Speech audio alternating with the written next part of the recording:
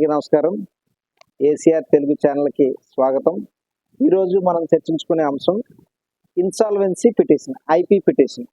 చాలామంది సమాజంలో మనం పేపర్లో అప్పుడప్పుడు చూస్తూ ఉంటాం, అప్పులు తీర్చలేక పలానా వాళ్ళు కుటుంబ సమేతంగా సూసైడ్ చేసుకున్నారనో, లేకపోతే ఇతరత్ర కారణాల వల్ల ఇలా ట్రైన్ కింద లేకపోతే చాలామంది మనం బాధాకరమైన విషయాలు వింటుంటాం. అయ్యో వీళ్ళు అప్పులు తీర్చలేక ఇలా అయిపోయారు ఏంటని ఒక్కొక్కసారి అనుకుంటాం. కానీ చట్టపరంగా ఆర్థికంగా ఇబ్బందులుండి అప్పులు తీర్చలేని వ్యక్తులు ఇన్సాల్వెన్సీ పిటిషన్ వేసుకోవచ్చు అనే సంగతి చాలా మందికి తెలియదు. అసలు ఇన్సాల్వెన్సీ పిటిషన్ అంటే ఏంటి? అసలు ఇన్సాల్వెన్సీ పిటిషన్ అంటే ఇన్సాల్వెన్సీ యాక్ట్ 1956 ప్రకారం ఒక కంపెనీ కానీ ఒక ఇండివిజువల్ వ్యక్తి కానీ ఇన్సాల్వెన్సీ పిటిషన్ కోర్టులో కేసు ఫైల్ చేయొచ్చు.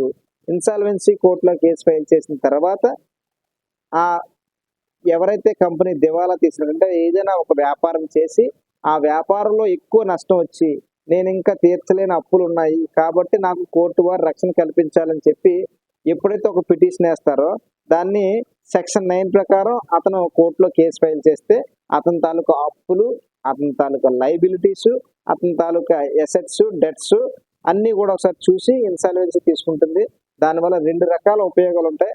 ఒకటి, అప్పులు కంట ఆస్తులు ఎక్కువ ఉంటే ఎవరైతే ఇవ్వాల్సిందో వాళ్ళందరికీ ఒక లిక్విడేటర్ని ఏర్పాటు చేస్తుంది కోర్టు లిక్విడేటర్ని ఏర్పాటు చేసి ఒక రికవరీ ఆఫీసర్ని అపాయింట్ చేసి ఆస్తులన్నింటిని లిక్విడేట్ చేసి ఎవరైతే డెట్స్ ఉన్నారో వాళ్ళందరికీ సమానంగా పంచుతుంది. లేదు కొన్ని పక్షాల్లో అప్పులు ఎక్కువ ఉండి ఆస్తులు తక్కువ ఉంటాయి, అలాంటి పక్షంలో కూడా ఈ ఇన్సాల్వెన్సీ పిటిషన్ ద్వారా ఎవరైతే అప్పుల బాధలో ఉన్నారో అతనికి కొంచెం స్వేచ్ఛను కలిగించే విధంగా కోర్టు వారు ఆర్డర్ ఇస్తారు. ఇది ప్యూర్లీ సివిల్ కేసు. గవర్నమెంట్ అప్పు తీర్చడం కానీ గవర్నమెంట్ ఏం చేయడం కానీ చేయదు.